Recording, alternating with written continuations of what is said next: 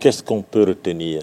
S'il y avait une comparaison à faire, pour ne pas dire s'il y avait un message à lancer par rapport à tout ce que nous nous sommes dit, à tout ce que tu as vécu, est-ce qu'aujourd'hui le Gabon n'est pas dans une situation où on doit revoir les choses sur le plan spirituel? On doit tout revoir sur le plan spirituel. Et le message que j'annonce, ça je vous le dis de tout mon cœur.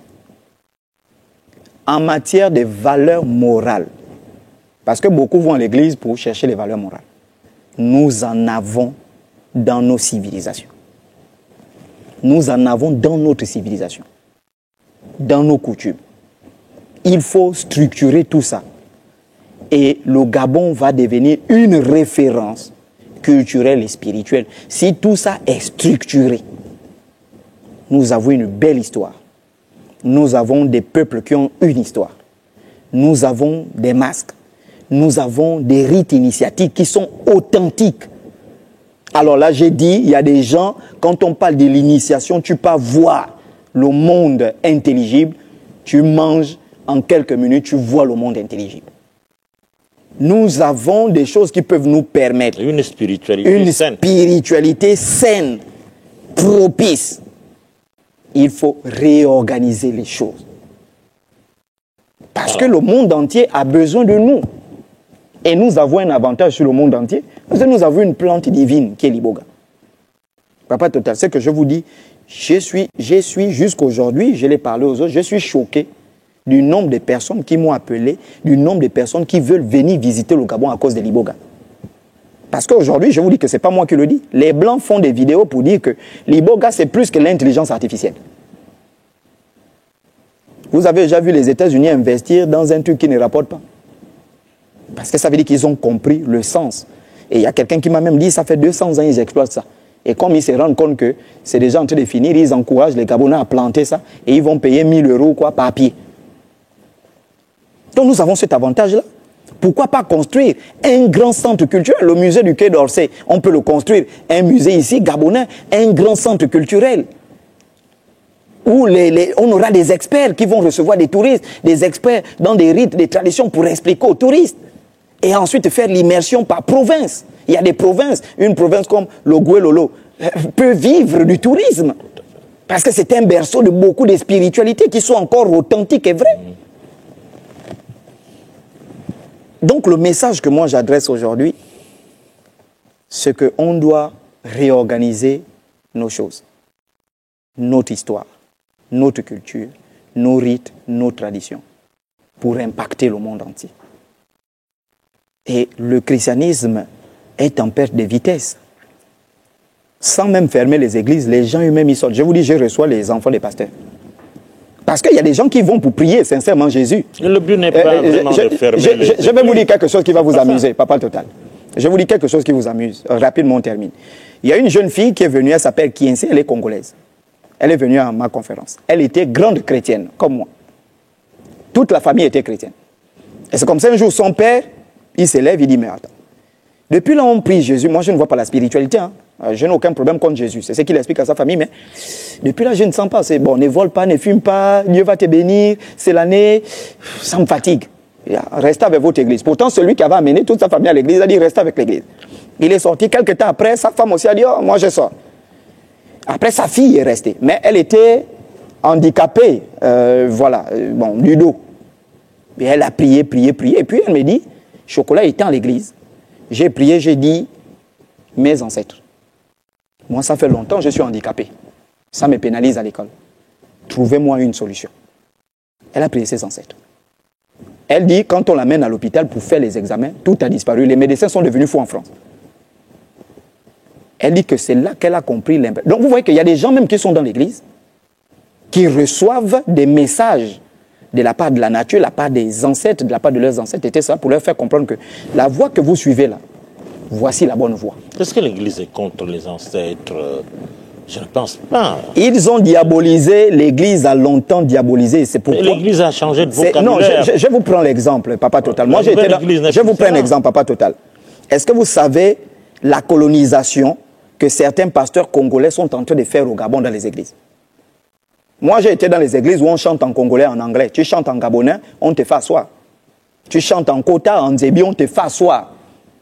On vient, on chante en lingala, nzambe malamu. On vient, on chante. Et ça, c'est, on ne peut pas dominer un peuple comme ça.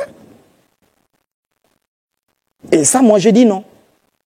Donc, les églises, notamment les églises du réveil, ont beaucoup participé à tuer notre histoire. Au point que notre histoire, connaître son histoire, c'est le diable. Combien de côte à côte connaissent leur histoire? Il y a eu quand même une cohabitation plus ou moins saine entre la première église et notre culture. Après la colonisation, la cohabitation était quand même saine. Il y a les chants en langue, il y a les chants en langue locale, bien sûr.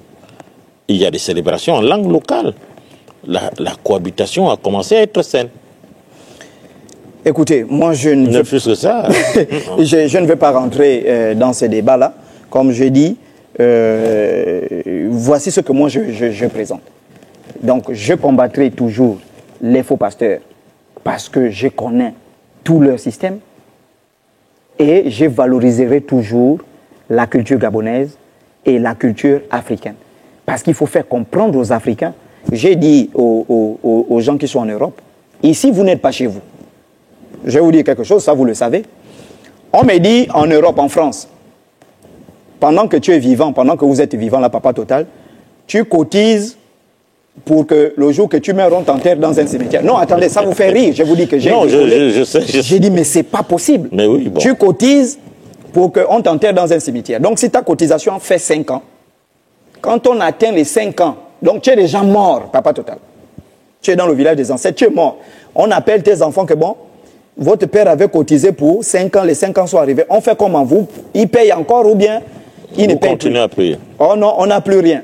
On dit, c'est-à-dire qu'à la minute près, on vient te déterrer. Tes os, ta tête, on ne prend pas, jeter dans une fosse commune. J'ai dit à ces Africains, vous comprenez ça? Ici, vous n'êtes pas chez vous. Vous venez pour travailler et quand vous terminez, vous revenez à la maison. Mais des gens qui doivent revenir à la maison doivent trouver des gens qui sont vrais. Pas pour que quand quelqu'un arrive dans son pays pour tenter de se connecter avec la spiritualité, il part chez quelqu'un, on lui dit, oh fais attention, lui c'est un violeur, oh fais attention, lui là, il séquestre les gens, fais attention. Ça c'est une image qui est trop sale. On s'en va. Quelle promesse par rapport à M. Ayon? Est-ce que tu J'accepte le débat avec Papa Ayon. Sur la nouvelle naissance? Sur la nouvelle naissance, mais, pardon, après c'est pas pour me dire chocolat, c'est un aîné, c'est un papa. Dans la spiritualité, quand on s'élève pour faire des débats, personnellement, moi, je laisse le contrôle. Comme vous voyez tout à l'heure là, au début, ils n'étaient pas là. Là, maintenant, ils sont là. Ils sont déjà là. Moi, depuis que je les invite, ils viennent plein. Alors, ils vont contrôler. Ouais. Voilà. Non, donc, voilà, je laisse le contrôle. Donc, si quelqu'un est faux, il est faux. Ouais, non, on n'est pas faux. Non, je ne dis pas qu'Ayon est faux. Je dis si, pour moi, j'estime que quelqu'un est faux, parce qu'après, il ne faut pas me dire, oh non, comment tu peux dire c'est une personne. Ceux qui violent les enfants, ce sont des aînés qui sont faux. Pourquoi la PJ les attrape? C'est parce que ce sont des aînés, mais ils sont faux. Les escrocs qui escroquaient les gens, j'ai vu, on a attrapé ceux qui escroquaient les gens, il y a tellement des pères de famille, mais des aînés, mais ils ont été arrêtés parce qu'ils sont faux.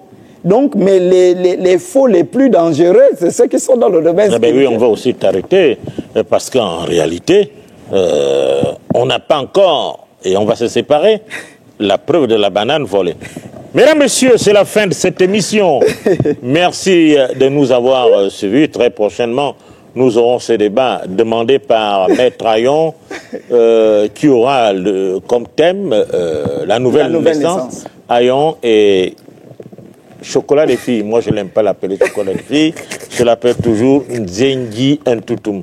Alors, nous ne savons pas encore quand, on vous le dira. Mais maintenant, merci de nous avoir suivis. On se retrouve au prochain numéro. Au revoir.